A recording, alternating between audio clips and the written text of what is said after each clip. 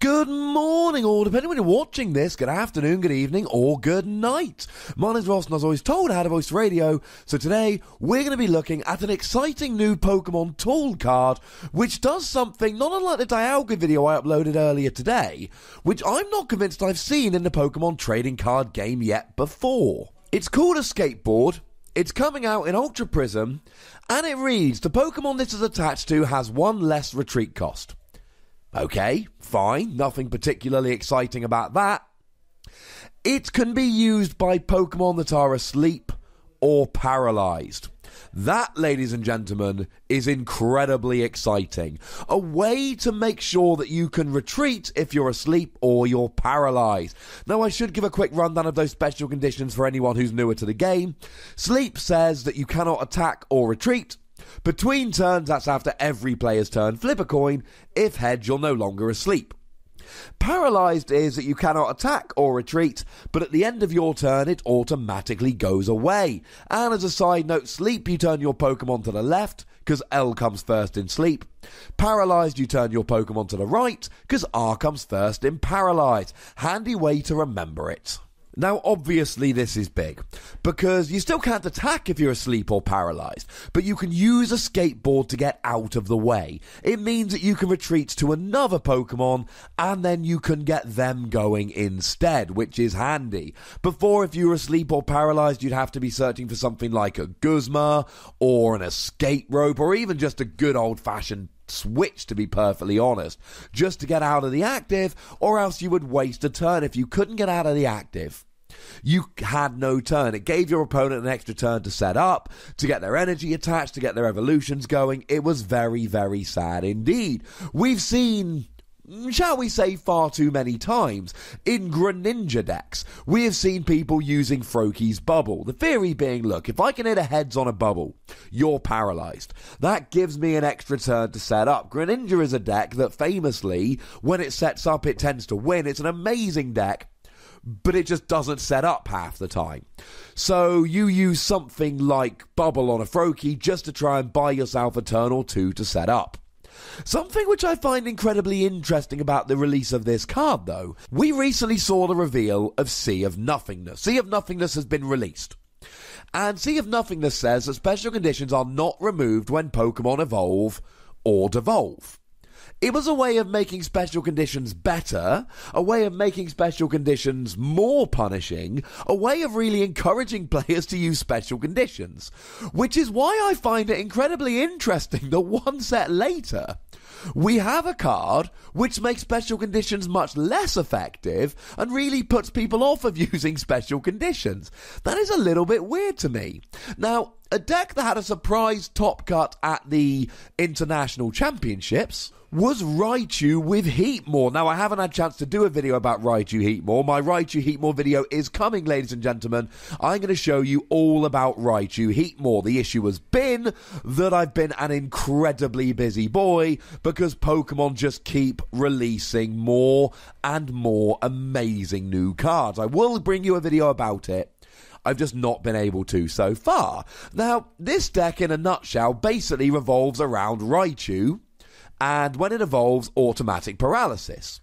Then you use Heatmore's attack to get cards out of your discard into your hand, including something like Devolution Spray. So in theory, every single time when you evolve into a Raichu, you paralyze your opponent, but of course, because you've got 3 or 4 Pikachu on the bench, you're constantly evolving them and then using Devolution Spray. The theory is that every single turn, you will evolve a Pikachu into a Raichu, you will put your opponents into paralysis, and they will have to sit there and not be able to do anything for a turn. And we saw Ross Cawthorn do very well with this at an expanded tournament. Now, that was with Stoutland. It was Raichu Stoutland, if I remember correctly. And I did do a video about that. I'll pop a link in the description. I called it the meanest Pokemon deck ever. I kind of stand by that assertion.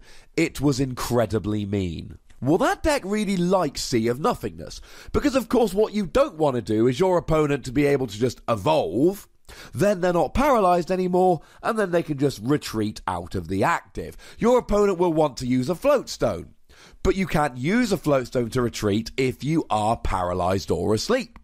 And it was an incredibly mean deck that just won. Well, now, ladies and gentlemen, we've got a skateboard coming out, and a skateboard, which sounds weirdly like skateboard, I have to be very careful saying that, will allow you to get out of the active if you are asleep or paralysed. It's a weird mechanic.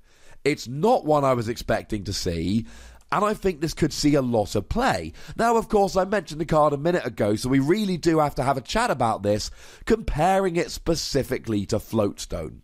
There are two tools which see a huge amount of play in the Pokemon trading card game at the moment. They are Floatstone and Choice Band. Choice Band means you do extra damage. Floatstone means you can get out of the active, you can escape, life is good.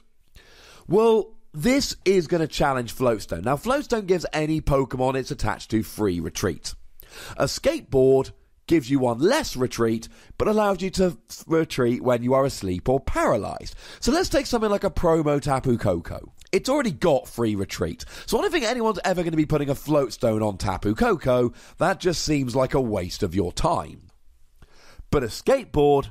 Now this, ladies and gentlemen, could absolutely be a handy thing for if you are asleep or if you are paralysed. I don't know if sleep or paralysis is going to be a big thing in the Pokemon trading card game moving forward. It's not a huge thing at the moment. Now, if we move into the expanded format and we bring in Hypnotoxic Laser, which is everywhere... this could be a lot better. There's only actually a 25% chance you end up asleep after a Hypnotoxic Laser. They flip a coin, 50% chance you're asleep. Then, after their turn, you get a turn, so you flip a coin before your turn, 50% chance you wake up, 75% chance you're actually awake to begin your turn. But if it ever does get big... a skateboard is absolutely going to be the thing you want to use here. And here's the thing, this is not just for if you're asleep or paralysed. Obviously, that's the main reason to use it. If you're not asleep or paralysed, Floatstone is just plain a better card. But it does reduce your retreat cost by 1. So let's say you're taking something like an Alolan Vulpix, for instance. Well, that's a really good card. It's got the beacon attack that allows you to search for any 2 Pokemon and put them into your hand for 0 energy. For this Pokemon, a skateboard is just better. There's no reason to use Floatstone over it. And in any deck where you don't have to use Floatstone, where your Pokemon have a retreat cost of 1 or 0, a skateboard is clearly the way to go here. But that's not that many decks at the moment. Take something like a Tapu Bulu Vikavolt. Now, it's not a widely played deck at the moment. It is falling out of favour, which makes me sad, because I love it. Neither of those have a retreat cost of 1. That's going to be a little bit annoying. Take something like a Gardevoir, for instance, retreat cost of 2. That's not going to work either. It has limited uses, but I think it is absolutely worth playing. But it depends on the format. There aren't that many main Pokemon that really paralyse or put you to sleep at the moment. So I don't know if a skateboard would see play right now. But it's something that in the future... maybe it will, so maybe it will. Now, Genesect DX is one thing I've got to mention with this. I love Genesect DX. And if you're playing a metal deck, it's a decent attacker. But really here, I'm a big fan of it for the ability. The ability just allows you to take a Pokemon tool card attached to Genesect and put it into your hand. So you can leave an escape board on Genesect, and then if you ever need it, you can take it off, put it onto the active Pokemon, then you can retreat quite nicely. Or indeed, if you want a much better version of this, don't forget there is a Magearna coming out in Sun and Moon 4 Plus in Japan. I say coming out, it came out on October the 20th, which has the ability that you can return any Pokemon tool card attached to any of your Pokemon. So it's just like Genesect, except actually you can take it off any of your Pokemon, not Genesect, although it's not a particularly good attacker.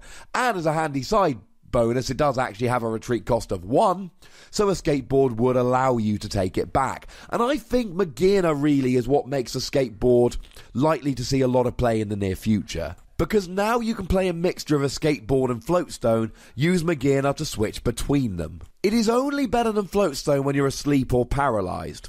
And sleep and paralysis are not big in the Pokemon trading card game at the moment, so I don't think it's destined to see a load of play at the beginning. But using it with Magearna to have a Floatstone when you need it, and then to having a skateboard when you're asleep or paralysed, that, ladies and gentlemen, I could see. I'm going to give this between 3 and 4 wussies. We don't give half wussies. That would be barbaric. I don't think it's going to see a huge amount of play initially, but it's one of those cards that in the right format, with the right Pokemon seeing play, it could be absolutely ridiculously good and see a huge amount of play. So it's better than a free Wossie card. But as always, ladies and gentlemen, I need to hear from you guys. Let me know in the comment section. Go nuts! Be nice. Make sure you like this video, subscribe to this channel, follow me on Twitter at the Wossie, and Twitch for some live action at twitch.tv/PTCGRadio. If you want to support the channel, get some bonus podcasts, etc., you can do so by going to patreon.com/PTCGRadio. But by far the most important thing, as always, is to look after yourselves until next time. Thank you very much for watching. My name's Ross, and you've been watching PTCG Radio.